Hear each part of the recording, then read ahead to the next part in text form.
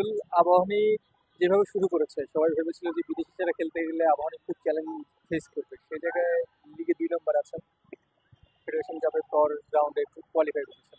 কতটুকু satisfied first লিগে অন্তত, যদিও এক ম্যাচ আছে? আসলে সবকিছু মিলে হচ্ছে আমাদের যে টার্গেটটা এখনো কিন্তু এটা পূরণ হয়নি। আমাদের মেইন টার্গেটটা হচ্ছে আসলে চ্যাম্পিয়নশিপ। তো আমরা আমাদের কাছে যারা যারা যে খেলোয়াড়গুলো আছে, ফরেন হোক, ফরেন নাই যেহেতু, যে লোকাল প্লেয়ারগুলো আছে, আমরা সবার প্রতি বিশ্বাস রেখেই আমরা স্টার্ট করেছি। এবং আমরা সবাই ঐক্যবদ্ধ ছিলাম যে আমরা শুরু থেকেই একটা কমিটমেন্ট করছিলাম যে আমরা সবাই এক থাকবো এবং মাঠে যে করে হোক আমাদের জিতার জন্যই খেলবো। তো ওই হিসেবে আসলে দ্বিতীয় পজিশনে আছি, এটা একটু ভালো লাগা কাজ করতেছে। বাট আমাদের এখনো যে টার্গেট ওটা পূরণ হয় নাই, আমরা এখনো আমাদের লক্ষ্যেই থাকবো। সেই টার্গেট ফিল আপ করতে হলে তো মোহামেডানকে এবং বসুন্ধরা কিংসকে বড় দুটো ম্যাচ রয়েছে। সেই পরবর্তী রাউন্ডে ওই দুটো ম্যাচ নিয়ে আসলে কতটুকু এক্সাইটেড যে ওই দুটো ম্যাচ আসলে লিগে পার্থক্য গড়ে দিতে পারে কিনা?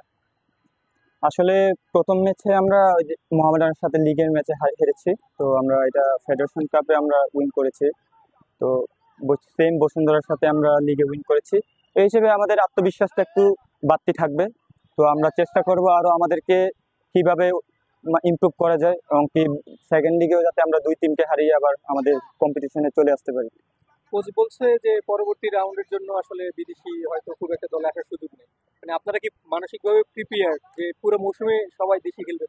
আসলে আমরা যখন মৌসুম স্টার্ট করি তখন আমরা প্রথম দিক থেকে ধরে নিয়েছিলাম যে আমাদের পুরা বিদেশি ছাড়াই আমাদের খেলতে হবে।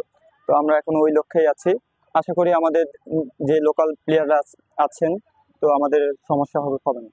ব্যক্তিগতভাবে আপনি 9 ম্যাচ খেলেছেন, পুরো আবাহনী 11টা ম্যাচ খেলছে, তার মধ্যে 9টা ম্যাচ আপনি স্টার্টিং করেছেন, একটা মাত্র গোল খাইছেন মানে মোহামেডানের এগেনস্টে। মানে একটু কি আফসোস লাগে নাকি না যে শুধু মোহামেডানের এগেনস্টে যদি ওই গোলটা না খাইতেন তাহলে পুরোপুরি শূন্য ক্লিন শিট ছিল?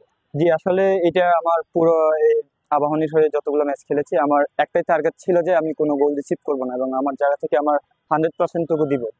তো ওই হিসেবে আফসোসটা একটু থেকে গেছে। তো এইটা আশা করি সামনে যে ম্যাচগুলো আছে এগুলা পুষিয়ে দিব।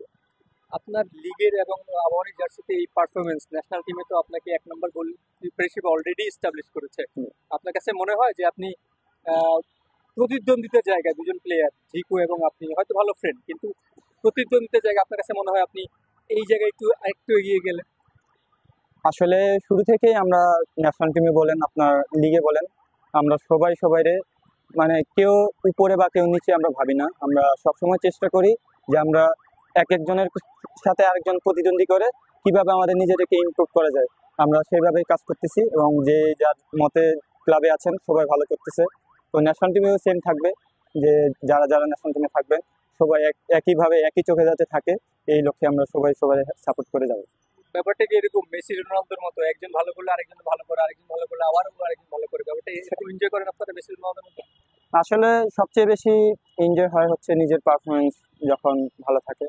তো চেষ্টা করি নিজের পারফরমেন্সের পাশাপাশি যাতে আমাদের যে টিমের পারফরমেন্স আছে সেটাও যাতে একই ধারায় থাকে। মারুফ ভাইয়ের কি কোচ হিসেবে এবারে প্রথম পেয়েছেন, অথবা এক্সপিরিয়েন্সটা কেমন মারুফ ভাই কোচ হিসেবে? আসলে ওনার সাথে আমি আন্ডার 23 ন্যাশনাল টিমে কাজ করেছি। তো ওনার সাথে আমাদের ম্যাক্সিমাম প্লেয়ারেরই মানে পরিচিত। তো ওই হিসেবে আমাদের খুব একটা সমস্যা হইতেছে না। শুধু কোচ যেটা বলতেছেন আমরা সেটাই ফলো করতেছি।